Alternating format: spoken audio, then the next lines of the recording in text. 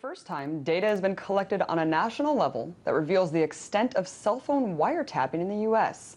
The level of surveillance has exploded in the last 5 years, increasing about 15% annually since 2007. In 2011, cell carriers reported that they've had 1.3 million demands from law enforcement agencies requesting text messages, caller locations, and other information.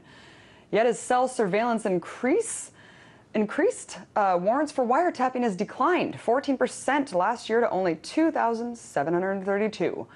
So how is this happening? And will this disturbing trend of exponential growth of the surveillance state continue unabated?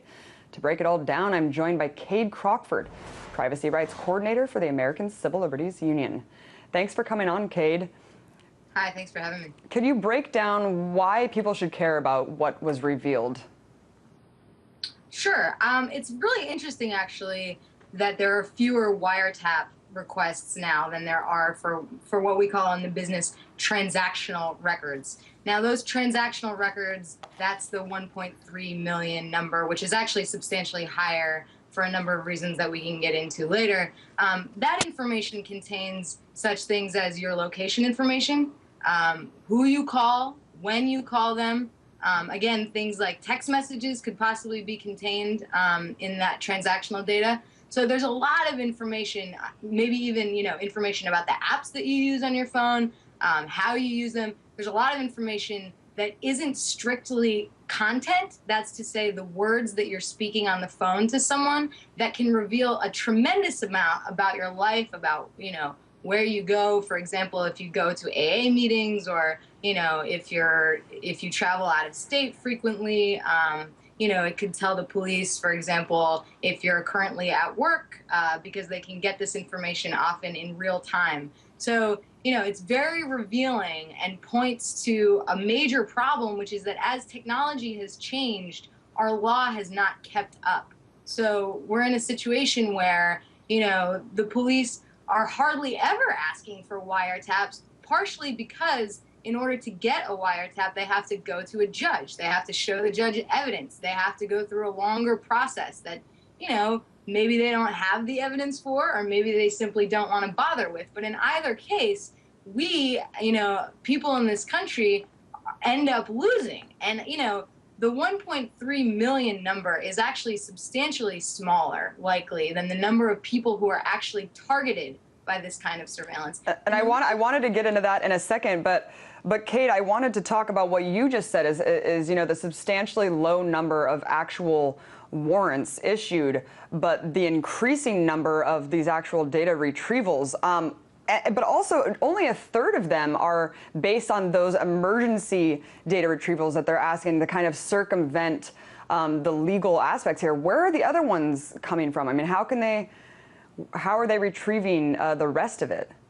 So there are a number of ways in which they can do this.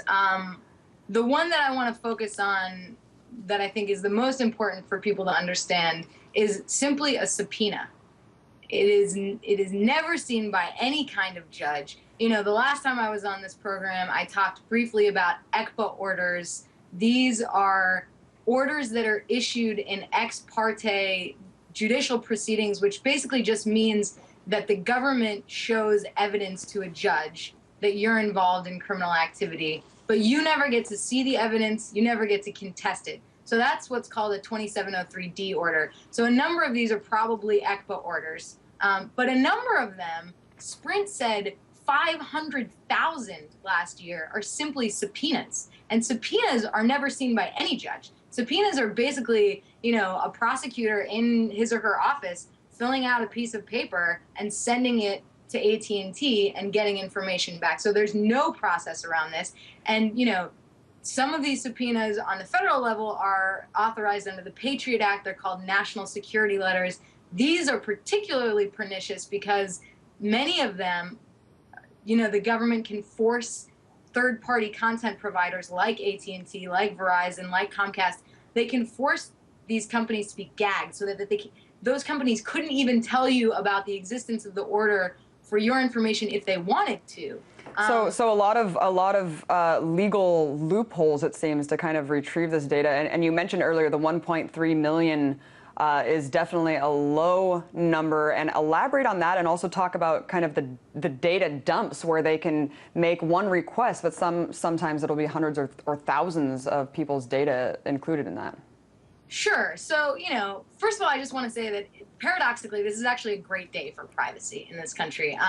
In order for us to have decent privacy law, we actually need to know about what the government is doing with the statutes that it has on the books. And frankly, in the space in between what those statutes explicitly say, what the Constitution says, and then the new technologies that we have, some of which are not addressed by these laws at all. So, just to put that, to sort of surround this conversation, I just want to say that I'm actually pretty pleased, and I thank Ed Markey for doing this work, because had we not known the extent to which the surveillance is so pervasive, things like the GPS Act, which is a bill that's in Congress right now, sitting in committee, might never go anywhere. This provides, ample encouragement, I think, for legislators to take action on the GPS Act. Now, to your question about why there are so many more people affected than the 1.3 million, that's actually really easy to address. And the reason for that is, for example, say the police they submitted an administrative subpoena for information about my cell phone to to AT&T, right? So AT&T would give them not only my records, but also potentially the records of everyone that I had communicated with over a given period of time. So already that's, quadrupling, maybe multiplying times 30, 40, 50 the number of people who are affected by that one order. And then to address the point about data dumps, this is extremely troubling. Law enforcement can submit one request to a telecommunications company, and in return can get literally thousands of people's private information, because law enforcement asked the telephone company for all of the information that was coming in or out of one cell phone tower. They sometimes call this an electric fence.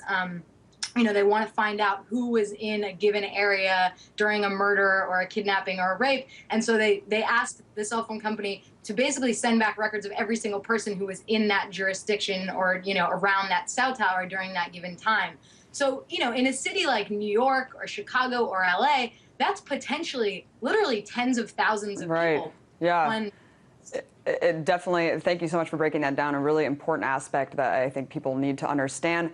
And to wrap it up really quickly, Kate, I wanted to talk about how basically we're funding our own surveillance. I mean, in 2011, AT&T made $8.3 million, up substantial amount from 2007. Should people care that we're ultimately footing the bill here to surveil ourselves from these telecom industries?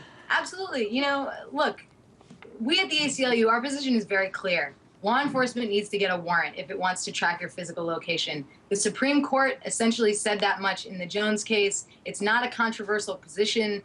It's something that Republicans and Democrats agree on in Congress, many of them. The GPS Act needs to be moved, it needs to be passed, and it needs to be signed by the president. It's a good bill that would require that law enforcement get a warrant before they track your communications. And yes, I totally agree. I mean, some people are suggesting that maybe the reason that there's such an uptick in the amount that this is costing companies is not simply because there are more orders, but also because more people use cell phones. Well, frankly, it is very important, and you think it would be kind of commonplace to be like, yeah, we should require a warrant to do this. Also encourage people to check out the ACLU app about recording police. Just check that out today. Thanks so much for coming on, Kate. Unfortunately, we're out of time. That was Cade Crockford, Privacy Rights Coordinator for the American Civil Liberties Union. Okay, Houston, we've had a problem here. This is Houston. Say again, please. Houston, we've had a problem. Hi, everybody. Today is June 5th, 2013. This is a WTF article. Susan Rice to take White House post. This woman who gives lies about Benghazi. Clinton and everyone else said, oh no, she didn't lie. She was just given misleading, false information. I'm in shock. This is horrible. President Barack Obama's top national security advisor, Tom Dolan, is resigning and will be replaced by Susan Rice, the U.S. ambassador to the U.S., who has been a lightning rod for Republican criticism over faulty explanations of the attack that killed 4 Americans in Benghazi, Libya. I don't care if you're a Republican, a Democrat, a Tea Party person, or something else. I'm sure there are many of all these different groups that are just as shocked as I am. and are outraged as I am. Donilon has been a key foreign policy advisor to President Barack Obama, but the 58-year-old has been expected to depart sometime this year, with Rice same as the likely candidate to replace him.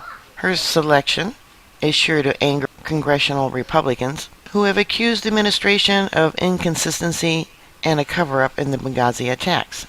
Rice, the close Obama confidant, came under withering criticism from the Republicans as part of the investigation into the deadly attack on a U.S. compound in Benghazi, relaying on talking points from the intelligence community. Rice said in the television interviews that the attacks were likely spontaneous, which was later proven incorrect.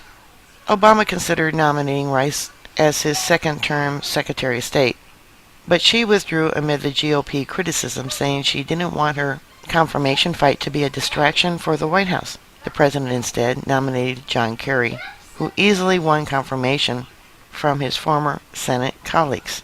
Rice's new post as National Security Advisor does not require state confirmation. A White House official confirmed the foreign policy personnel change Wednesday morning, ahead of a planned announcement by the president in the afternoon.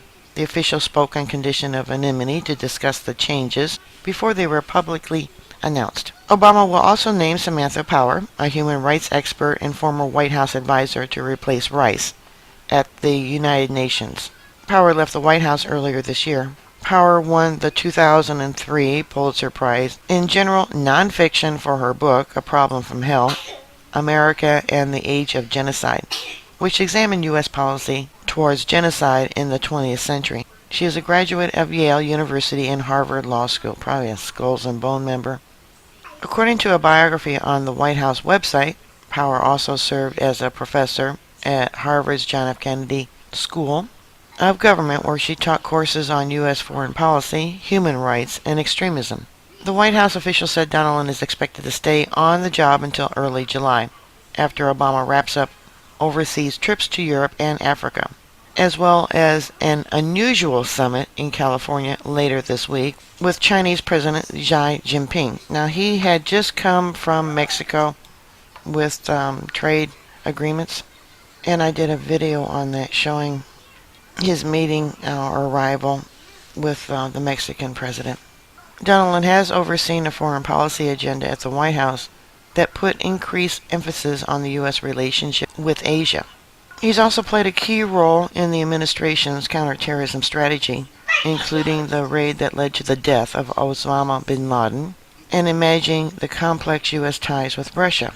Rice, who first started working for Obama during his 2008 presidential campaign, has a close relation with the president and many of his advisors.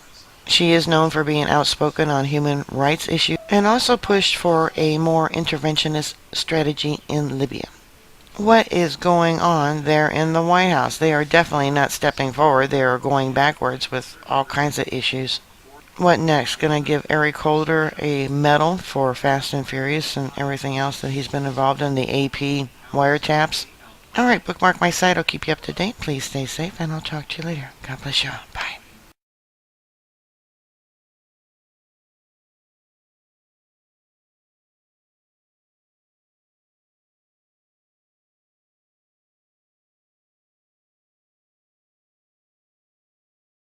My guest today is William Binney, a whistleblower, former National Security Agency official.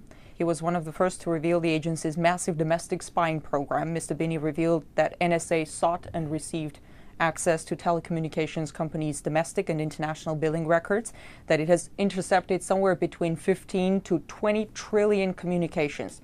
Mr. Binney also claims that in order to cover its warrantless surveillance, the agency concealed it under the patriotic-sounding name Terrorist Surveillance Program. Mr. Binney, thank you so much for coming. In light of the Petraeus/Allen scandal, while the public is so focused on the details of their family drama, one may argue that the real scandal in this whole story is the power, the reach of the surveillance state. I mean, if we take General Allen, thousands of his personal emails have been sifted through private correspondence. I mean, it's not like any of those men was planning an attack on America. Does it does this scandal prove the notion that there is no such thing as privacy in a surveillance state? Well, yes, that's what I've been basically saying for quite some time, is that the FBI has access to the data collected, which is basically the emails of virtually everybody in the country, and the FBI has access to it. All the congressional members are on this surveillance too. It's not, no one's excluded. They're all included. So yes, this can happen to anyone if they become a target for whatever reason. If they are targeted by the government can go in, or the FBI or other agencies of the government can go into that database, pull all that data they've collected on them over the years, and reanalyze it all. So retroactively analyze everything they've done over the last 10 years at least. And it's not just about those who could be planning, who could be a threat to national security, but also those who could be just... It's everybody. The NARIS device simply takes in the entire line, so it takes all the data. In fact, they advertise. The way they advertise, they can process the lines at session rates, which means 10 gigabit lines. That's the NARIS, not the STA6400, but I forget the name of it. There's another device that they have that does that, but it does it at 10 gigabits. That's why they're building Bluffdale, because they have to have more storage because they can't figure out what's important. So they're just storing everything there. So all that email is going to be stored there for the future. But right now it's stored in different places around the country. But it is being collected and FBI has access to it. You mean it's being collected in bulk without even requesting the providers? And then what about Google, releasing this biannual transparency report and saying that the government's demands for personal data is at an all-time high, and for all of those requests in the U.S., Google says they complied with the government's demands 90% of the time. But they're still saying that they're making the requests. It's not like it's all being funneled into that storage. What do you say to that? Well, I would assume that that's just simply another source of the same data they're already collecting. Mark Klein, in his declarations in the court about the AT&T facility in San Francisco, documented the NSA room inside that AT&T facility where they had NARIS devices to collect data off the fiber optic lines inside the United States. So that's kind of a powerful device that would collect everything that was being sent. It could collect on the order of over 100 billion 1,000 character emails a day, one device. So that gives you an idea of the magnitude of the kind of collection that's going on. Well, you're saying they sift through, those are billions of emails. Yep. I wonder, how do they prioritize? I mean, is it like foreign nationals first? How do they prioritize? How do they filter it? I don't think well, first of all, I don't think there's any filtering. They're just going to store it all, okay? So then it's just a matter of selecting it when you want it. So if they wanted to target you, they would take your attributes and go into that database and pull out all your data. That's what I was going to ask. Are they reading my Gmail? I don't know. I should say there is no Afghanistan general in my mailbox. I know. Sure. Do you think now that I said that, they will stop looking into my mailbox? I don't think that will make any difference, no. If they had you on the target list, you're on the list. So. Were you on the target list? I'm sure. I believe I've been on it for quite a few years, yeah. So I keep telling them everything I think of them in my email, so that when they read it, they'll understand what I think of them. Do you think we should all leave messages for the NSA in our mailbox? Sure. Mr. Binney, you blew the whistle on the agency when George W. Bush was president. With President Obama in office, in your opinion, has anything changed at the agency in the surveillance program? In what direction is this administration taking program? The change is that it's getting worse. They're doing more. That's why he is supporting the building of the Bluffdale facility, which is over $2 billion they're spending on storage alone of data. So that means that they're collecting a lot more now, and they need more storage for it. So that facility, by my calculations that I submitted in a sworn affidavit to the court for the Electronic Frontiers Foundation lawsuit against NSA, would hold on the order of 5,000 exabytes or 5 zettabytes of data. Just at current storage capacity that's being advertised on the web that you can buy currently. And that's not talking about what they have in the near future. Okay, so what are they going to do with all of that? Like, okay, they're storing it. Why should anybody be concerned? Well, if you ever get on their enemies list like Petraeus did, or for whatever reason, then you can be drawn into that surveillance. Do you think they were the General Petraeus, who was idolized by the same administration, or General Allen?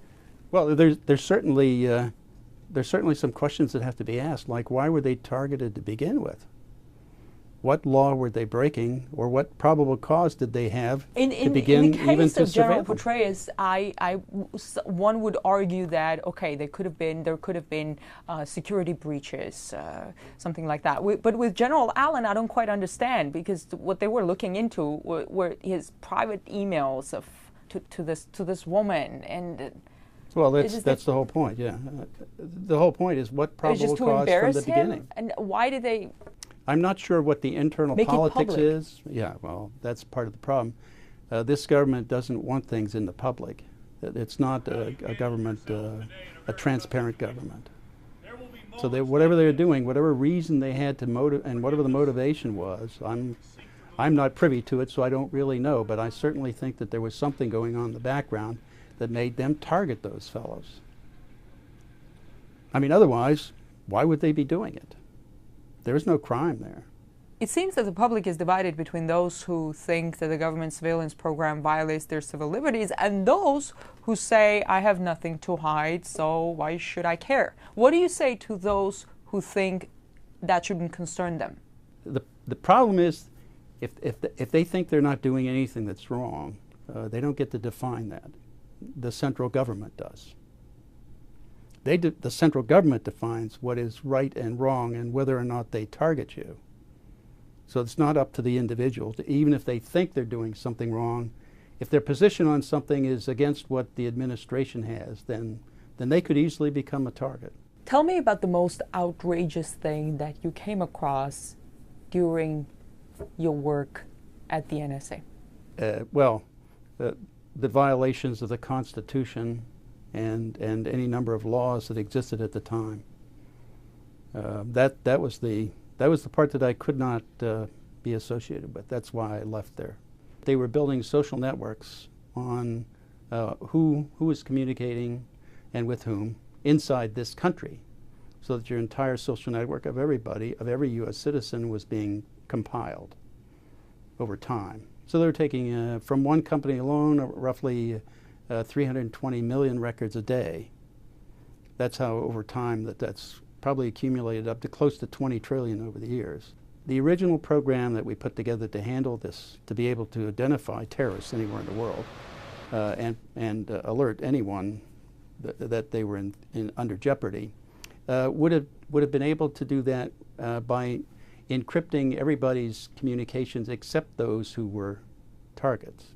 So that in essence you would protect their identities and the information about them until you could develop probable cause. And then once you showed probable cause, then you could do a decrypt and target them. And we could do that and isolate those people all along. That wasn't a problem at all. There was no difficulty in that.